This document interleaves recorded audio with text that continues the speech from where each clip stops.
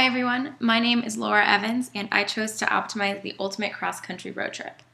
I chose this as my problem because in June I'll be driving from McLean, Virginia all the way to Modesto, California, and my parents decided that they wanted to make this a family road trip. So if I'm going to be stuck in the car with them for over 45 hours, I want to make sure that they're happy the whole way. So first I sent out a Google survey to determine some constraints and just ask my parents what they want to get out of this trip. So I asked them about the maximum amount of time they'd like to drive, and we decided 60 hours would be our max.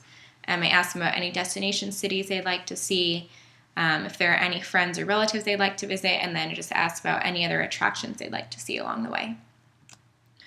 My initial thought when going into this was I would just use happiness charts to determine a few different routes. Then I realized I couldn't easily change or add destinations to those, so I was looking at Google Maps, trying to just figure out which route would be best and look at what destinations I should add or choose.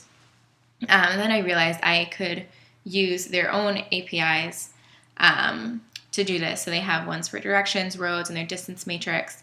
So while I was looking into that, I stumbled upon this guy, Randy Olson's blog, and he wrote about finding the quickest way to visit all of the contiguous states.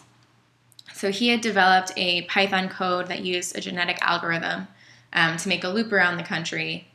So you could start it anywhere around this route and then finish the whole thing. So when I first entered all of my destinations into it, this is what I got. You can see it's 101 hours of driving, which is over 40 hours over my maximum, and it also starts in the center of the country. So that's not helpful when I'm trying to start on the East Coast.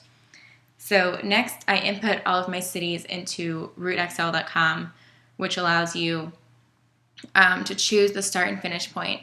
And so with this, my route was 88 hours of driving, which is still way over my maximum time limit, but it gave me a better model for what I'm looking for when I get my results from the Python program.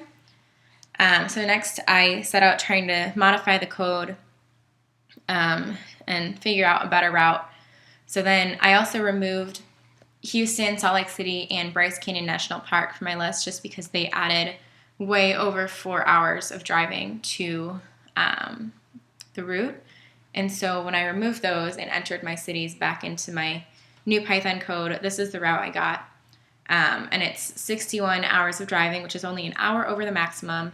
And it's almost all of my parents' destination cities. So I'm really hoping that they'll be happy with this route.